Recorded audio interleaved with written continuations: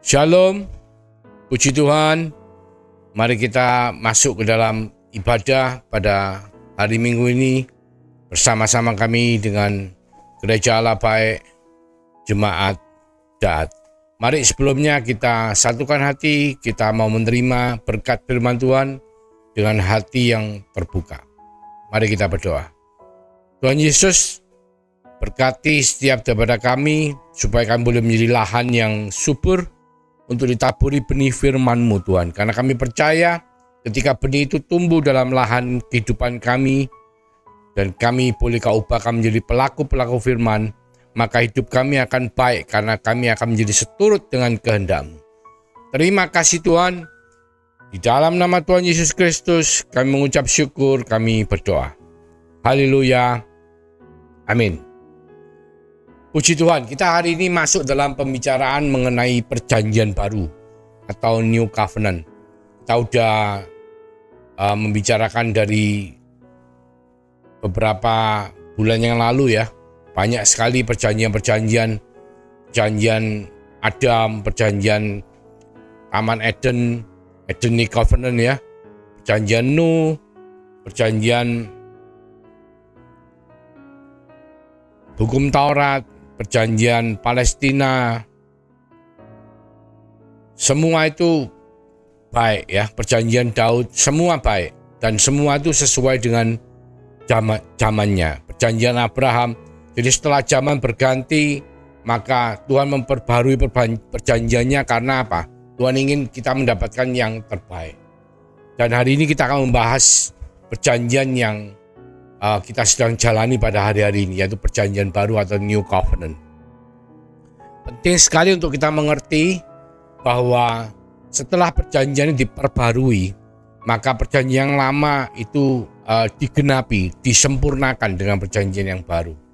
Jadi saya akan membaca satu firman Tuhan ya. Hari ini kita tidak akan banyak membahas mengenai firman secara spesifik, tapi kita akan bersama-sama belajar apa yang Tuhan mau dengan perjanjian baru. Di Efesus 2:15 dikatakan, sebab dengan matinya sebagai manusia, ia telah membatalkan hukum Taurat dengan segala perintah dan ketentuannya untuk menciptakan keduanya menjadi satu manusia baru di dalam dirinya, huruf besar ya, dan dengan itu mengadakan damai sejahtera. Dan untuk memperdamaikan keduanya di dalam satu tubuh dengan Allah oleh salib, dengan melenyapkan perseteruan pada salib itu. Jadi kunci daripada perjanjian baru adalah karya salib Kristus. Jadi kematian Kristus di atas kayu salib dan kebangkitannya pada hari ketiga dan digenapi oleh kenaikan Tuhan, bahkan pengurapan Roh Kudus ya pada hari Pentakosta. Itu yang menjadi tanda daripada perjanjian baru. Jadi ini bukan cuma sekedar bahwa ada perjanjian baru yang membatalkan hukum Taurat dan semuanya jadi oke, saudaraku ya. Karena banyak, mungkin beberapa dari kita mempunyai pikiran bahwa enak sekarang sudah hidup dalam zaman kasih karunia ya. Zaman kasih karunia itu oleh karena salib Kristus, maka kita semua sudah tidak berdosa lagi. Ya memang kita sudah diperdamaikan, kita sudah diampuni, segala kutukan dosa telah diterima Kristus di atas salib. Jadi beberapa, mungkin tidak semua, atau mungkin juga hari-hari banyak yang sudah mengerti, mereka tidak melakukan lagi, tapi menganggap bahwa berbuat segala sesuatu is okay. Karena apa? Dosanya sudah diampuni oleh Tuhan. Nah, hari ini kita akan membahas secara detail kapan itu perjanjian baru dan apa maknanya dalam kehidupan kita sebagai anak-anak Tuhan. Yang jelas di Yohanes 4 ya, saudara mungkin masih ingat, Yohanes 4 itu bicara mengenai ketika Tuhan Yesus datang ke sumur Yakub ya, dan dia ketemu seorang perempuan Samaria. Ya, perempuan Samaria itu dikatakan sudah hidup bersama 5 kali ganti ya, laki-laki, tapi tidak menikah. Jadi mungkin kehidupan yang kurang baik ya, mungkin kehidupan yang mungkin berzina atau berselingkuh dan lain sebagainya.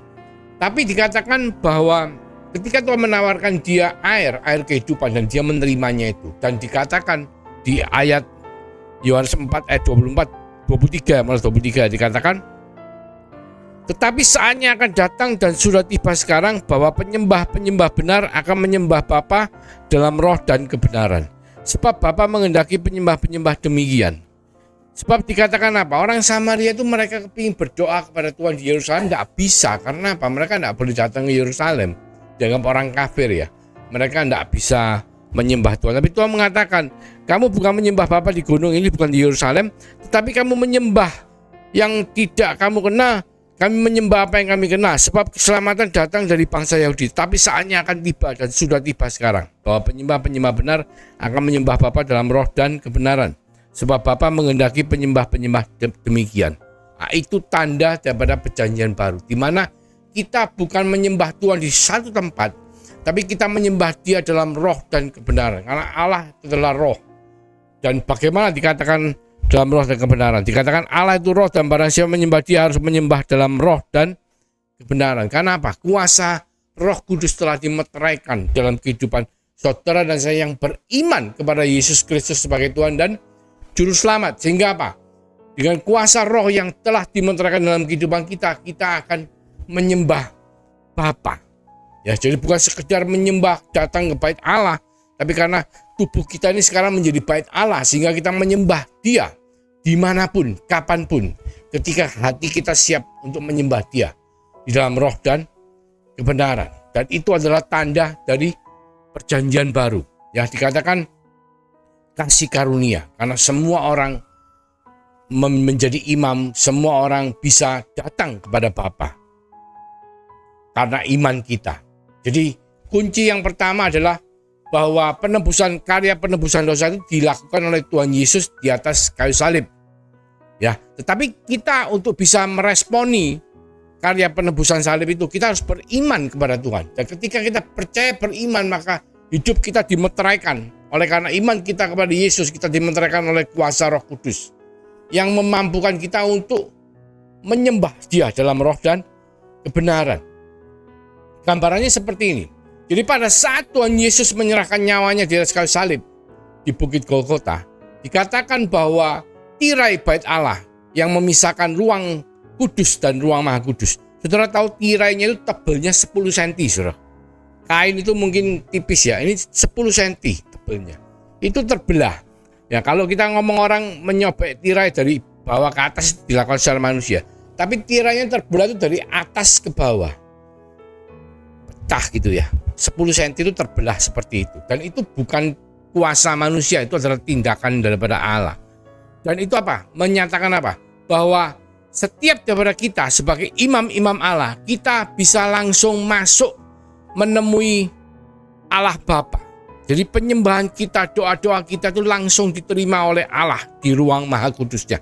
Karena sudah tidak ada tirai yang memisahkan antara ruang kudus dengan ruang maha kudus. Dan itu adalah gambaran daripada perjanjian baru. Dan semua itu digenapi dengan dimeteraikannya Roh Kudus dalam kehidupan saudara dan saya yang percaya kepada Yesus Kristus sebagai Tuhan dan Juru Selamat, dan membuat kita mengalami kelahiran baru, saudara. Menerima kasih karunia Tuhan, mengalami kelahiran baru. Oleh karena itu apa? Oleh karena itu penting sekali untuk saudara dan saya memastikan apakah satu, kita sudah beriman kepada Dia, Yesus sebagai Tuhan dan Juru Selamat. Karena hanya dengan itu maka kita bisa menerima kasih karunia Tuhan, keselamatan penebusan dosa yang telah Tuhan lakukan di atas kayu salib. Ya, kita ingat kalau hukum Taurat apa? Perjanjian lama, dikatakan perjanjian lama. Hukum Taurat itu dikatakan kita harus melakukan segala sesuatu yang baik. 10 hukum Allah, perintah Allah itu dibagi menjadi 613 perintah yang berisikan 3 bagian. Sebetulnya 2 fungsi ya. Satu fungsi menunjukkan bahwa kita harus menjalin hubungan vertikal, hubungan kasih dengan Tuhan, dan hubungan horizontal, kasih dengan sesama. Digambarkan seperti salib ya. Horizontal kasih dengan Allah, pada Allah, dan vertikal kasih kepada Allah, dan horizontal kasih kepada sesama. Itulah hukum Taurat. Tetapi ada 3 bagian penting yang kita harus mengerti, yaitu apa? Bagian seremonial pertama, bagian moral kedua, bagian sipil ketiga. Seremonial katakan apa? Tata cara kita beribadah kepada Tuhan. Ya, vertikal.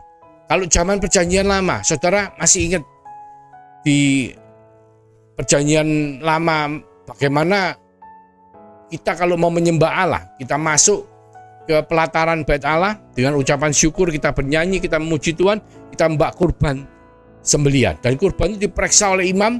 Ketika semua baik, maka kurban itu disembelih oleh imam dan darahnya dibawa untuk bisa masuk sebagai pendamaian untuk berdoa supaya doanya didengar oleh Allah Bapa. Tetapi harus dibawa masuk oleh seorang imam. Itu ada seremonial, saudara. Tetapi dengan kematian Yesus Kristus di atas kayu salib, dia menyerahkan dirinya, dia yang adalah imam besar, menyerahkan dirinya menjadi kurban sembelihan yang sempurna. Sekali untuk selama-lamanya. Jadi Tuhan itu tidak setiap kali masuk ya, setiap kali kita berdosa masuk ke dalam ruang kudus menemui Bapa, enggak. Sekali pada waktu itu di atas kayu salib dan untuk selama-lamanya menyerahkan nyawanya, masuk membawa kurban dirinya sebagai persembahan. Untuk saudara dan saya yang beriman kepada Yesus sebagai Tuhan dan Juru Selamat, maka dosa-dosa kita telah diampuni. Ya, jadi ini penting. Nah, seremonial ini semua sudah dituntaskan, digenapi oleh Tuhan Yesus. Jadi apa? Perjanjian baru ini menggenapi hukum Taurat dari sisi seremonial. Jadi kalau kita sekarang berdoa kepada Allah, kita tidak usah ke Yerusalem, kita tidak usah menghadap kiblat Yerusalem, kita tidak usah membawa persembahan, kita tidak usah menyembelih kurban, kita tidak usah mencari imam. Tapi kita sebagai imam, adik daripada yang sulung imam besar Yesus Kristus, dan yang telah mempersembahkan dirinya juga sebagai kurban sembelihan yang sempurna, maka kita secara seremonial, kita langsung berdoa di dalam roh dan kebenaran, kita menyembah Bapa, kita langsung ketemu dengan Allah Bapa. Dan ini yang luar biasa. Ya, kasih karunia yang Tuhan lakukan pada saudara dan saya membuat kita akhirnya apa?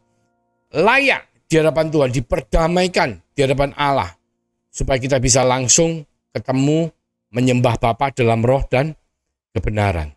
Tetapi saudaraku, ini bukan berarti bahwa hukum Taurat itu telah dibatalkan secara penuh, dalam arti kita sekarang sudah tidak bisa berdosa lagi. Nah, ini sesuatu yang kita harus mengerti, bahwa dosa itu adalah bahasa Yunani sebagai hamartia. Itu artinya apa? Itu artinya apa? Salah sasaran, saudaraku.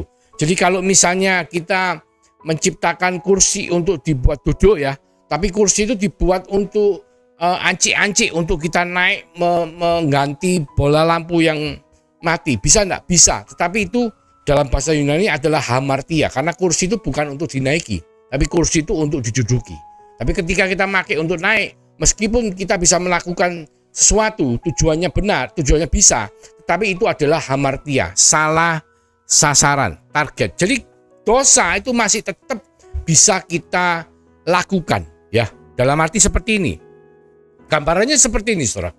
Jadi kalau kita katakan Taurat itu sebagai cermin, ya, untuk kita itu bisa melihat apakah kehidupan kita sudah layak, sudah baik, sudah benar. Ya, dalam arti seperti ini, kalau kita ke salon, saudara, kita memperbaiki rambut kita, ya, dipotong, dirapikan, dikasih minyak, terus kita keluar dari salon, kita mau menuju ke pesta, tentunya kita pasti juga akan mencari cermin untuk apa? Melihat apakah rambut kita masih oke. Ya, kalau masih oke, tidak apa. Kalau tidak oke, kita apa? Kita perbaiki. Supaya apa? Supaya kelihatan oke. Karena apa? Hukum Taurat itu mencakup hubungan kita dengan Allah dan hubungan kita dengan manusia. Hubungan dengan Allah telah diselesaikan secara seremonial oleh Yesus Kristus di atas kayu salib. Finish, beres, tuntas, telestai, ya. Itu semua selesai. Tuhan yang menyelesaikan. Tetapi hubungan dengan manusia itu bagaimana kita berjalan di alam yang natural ini. Jadi kalau kita ke pesta, bagaimana tingkah laku kita? Kalau kita naik motor, setelah aku pakai helm, ya otomatis rambut kita menjadi rusak. Jadi kita masuk, sebelum masuk ke ruang pesta, kita ke toilet, kita akan mencari cermin untuk apa? Memperbaiki. Nah, demikian pula dengan kehidupan kita.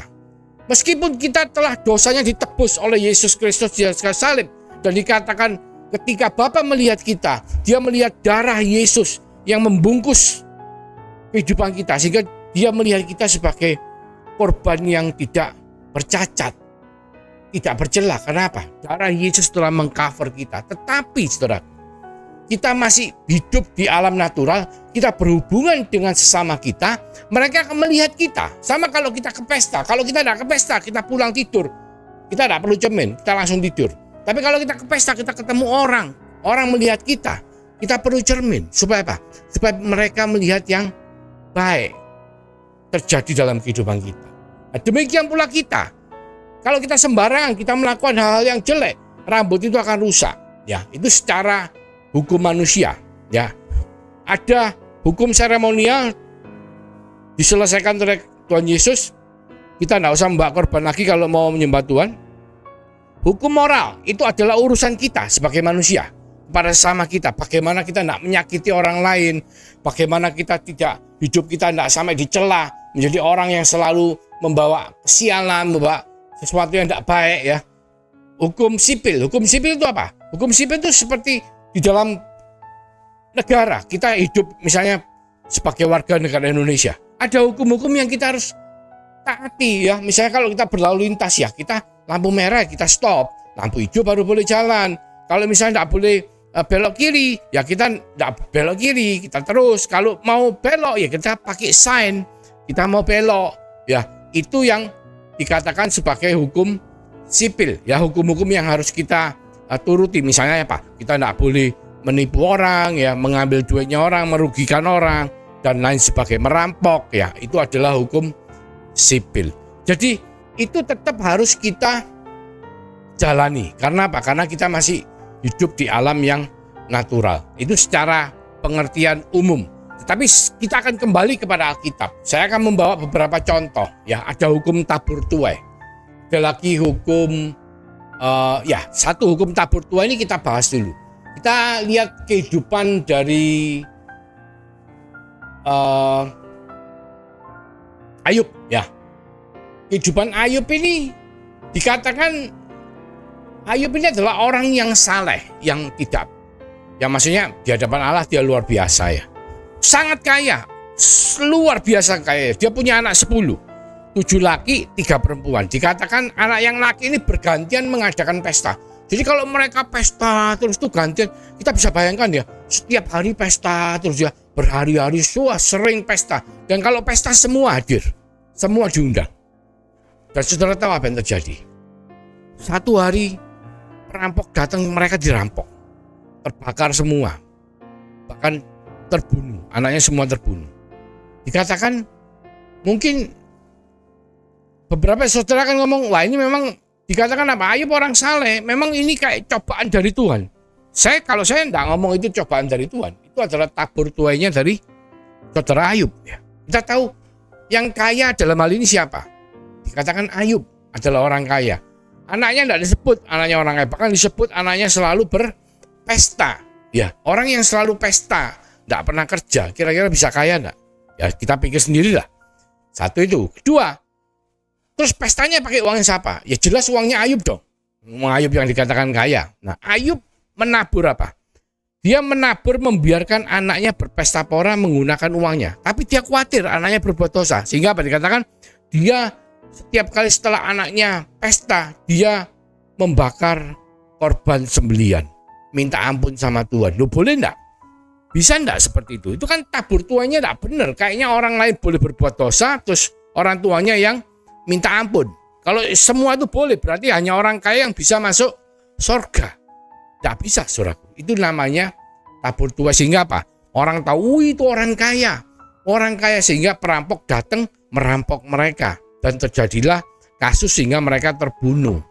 Satu itu. Kedua, setelah itu Ayub kelihatannya oke, cuman dia selalu ngomong, saya tidak bersalah. Jadi dia tuh tidak terima gitu loh. Tuhan, salah saya apa? Nah, seakan-akan seperti itu. Dan itu membuat akhirnya dia kena penyakit. Kenapa? Karena dia buka celah, saudaraku. Si jahat ini ketika melihat dia ada celah, dia masuk. Jadi dalam kehidupan kita ada hukum tabur tuai, dan kita jangan berbuat celah. Kalau kita membuat dosa, memberikan celah kepada si jahat untuk masuk dalam kehidupan kita, itu membuat apa? Membuat kehidupan kita jadi tidak enak. Seperti Ayub, tidak enak. Enak-enak dia punya anak 7 laki 3 perempuan, tapi karena membiarkan anaknya pesta terus, akhirnya perampok ini datang, ya, namanya orang ngeliatin orang kaya, duitnya banyak, kepingin ngerampok, datang dirampok, akhirnya terbunuh. Bukan cuma itu, dan mereka melihat semua ini, Ayub tidak minta ampun sama Tuhan, malah mengatakan aku tidak salah, salahku apa, aku benar. Sehingga orang itu tidak terima, saudara. Ya, tidak bisa mengampuni, tidak terima, akhirnya apa? Iblis dikasih celah sama Tuhan, masuk dalam fisiknya Ayub, memberikan dia sakit penyakit. Nah, itu semua adalah hukum tabur tuai dan memberikan celah kepada si jahat untuk masuk dalam kehidupan kita. Sama seperti ketika kita tuh contoh kita kalau ke pesta tadi ya, kita kembali ke contoh tadi, kita mau ke pesta, terus kita tidak membenarkan rambut kita yang tidak karu-karuan misalnya. Kita tidak mau lihat kaca, tidak mau membenarkan. Terus kita masuk ke ruang pesta. Loh, kita memberi kesempatan kepada orang untuk mengolok-olok kita. Kenapa? Masa ke pesta rambutnya tidak karu-karuan? Ya, dan lain sebagainya. Nah, itu dalam kehidupan real. Jadi terkadang kita juga harus mikir, kita kalau mau melakukan sesuatu, jangan kita punya pikiran, oh Tuhan telah mengampuni dosa kita, tidak apa-apa, sikat aja, toh kita sudah mati masuk surga. Enggak, saudara, jangan saudara buka celah dalam kehidupan saudara. Karena ketika si jahat itu masuk, saudara tahu, si jahat itu orang yang paling rajin, tidak pernah tidur, ya. Dia itu seperti singa mengaum-ngaum mencari mangsa. Jadi ketika ada celah terbuka, dia langsung masuk menerkam. Saudara tidak tahu apa yang diterkam. Kalau Ayub yang diterkam apa? Anak-anaknya meninggal semua. Ya, hartanya habis, tubuhnya kena sakit penyakit, bahkan istrinya pun mengolok-olok dia. Hati-hati, saudara. Jadi memang perjanjian baru, kasih karunia Tuhan itu menggenapi hukum Taurat, membatalkan dalam sisi seremonialnya. Tetapi ada bagian yang tetap kita lakukan selama kita hidup di alam natural ini. Jangan sampai kita membuka celah. Dan ada hukum tabur tuai. Ketika kita menabur sesuatu, kita akan menuai seperti apa yang kita tabur. Kalau kita menaburnya menunjukkan kemewahan, ya, jangan kaget. Nanti satu hari orang datang untuk merampok kita. Seperti yang terjadi pada anak-anak Ayub.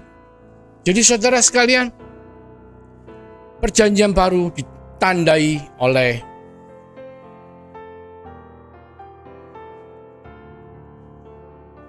kebisaan kita untuk menyembah Allah dalam roh dan benar. Dan kasih karunia Tuhan membuat apa? Semua dosa-dosa kita telah diampuni. Ketika kita beriman kepada Yesus Kristus sebagai Tuhan dan Juru Selamat, maka dialah yang menjadi pendamai antara kita dengan Allah Bapa. Tetapi ada bagian yang tetap harus kita lakukan. Supaya apa? Supaya kita tetap hidup di dalam Dia. Ya, kita kalau lihat in Him dalam bahasa Inggrisnya, hidup di dalam Dia, itu membuat iman kita terpelihara, bahkan membuat iman kita nantinya akan bertumbuh. Saudara kan tahu, iman itu tumbuh dari pendengaran akan firman Kristus.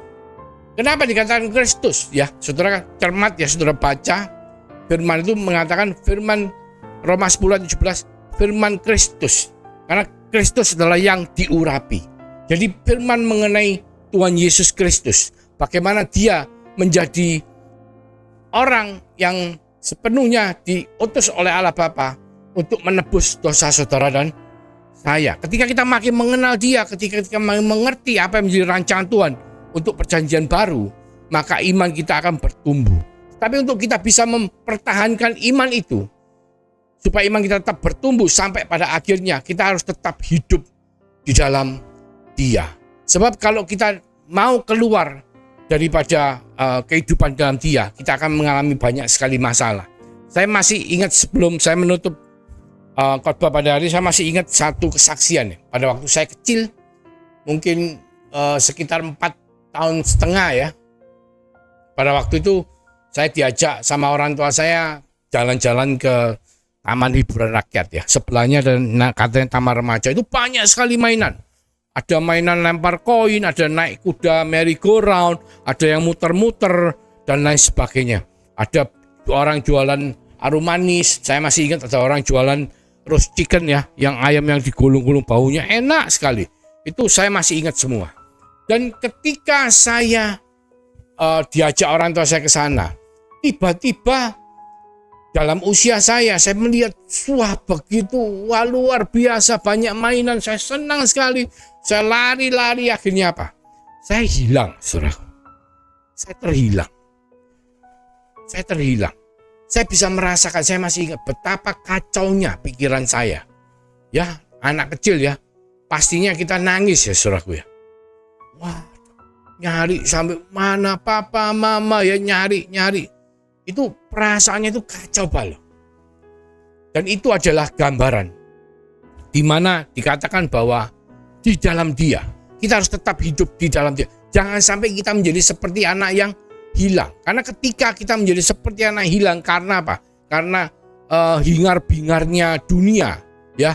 Wah, luar biasa, karena apa? Diberkati Tuhan secara luar biasa, dan dunia ini menyediakan begitu banyak distraksi dalam kehidupan kita, sehingga apa? Kita hidupnya keluar daripada Tuhan. Itu akan menyebabkan kita mengalami satu mental condition ya, yang seperti anak yang hilang.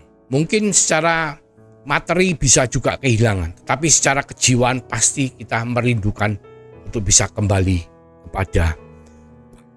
Jadi perjanjian baru, saudaraku, iman kita kepada Yesus Kristus sebagai Tuhan dan Juru Selamat menyelamatkan kita dari dosa-dosa kita.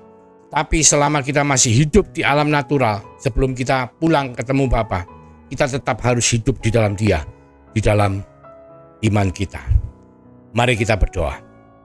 Terima kasih Tuhan mengingatkan setiap daripada kami supaya kami tetap hidup di dalam Engkau, karena kematian-Mu di atas kayu salib, kebangkitan-Mu pada hari ketiga, dan meterai Roh Kudus telah kami terima ketika kami beriman kepada Yesus sebagai Tuhan dan Juru Selamat.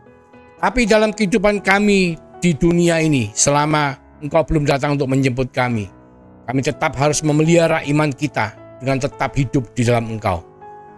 Dan kami percaya Tuhan, berkat yang telah Kau limpahkan melalui kasih karunia pada Tuhan Yesus Kristus, dan yang telah Kau menteraikan dengan Roh Kudus yang selalu menyertai, memberkati, melindungi setiap daripada kita, mulai dari hari ini sampai Engkau datang kedua kalinya, bahkan sampai selama-lamanya, akan membawa kami tetap setia kepadamu sampai pada akhirnya. Di dalam nama Tuhan Yesus Kristus, kami sama-sama mengatakan haleluya, amin. Tuhan Yesus memberkati.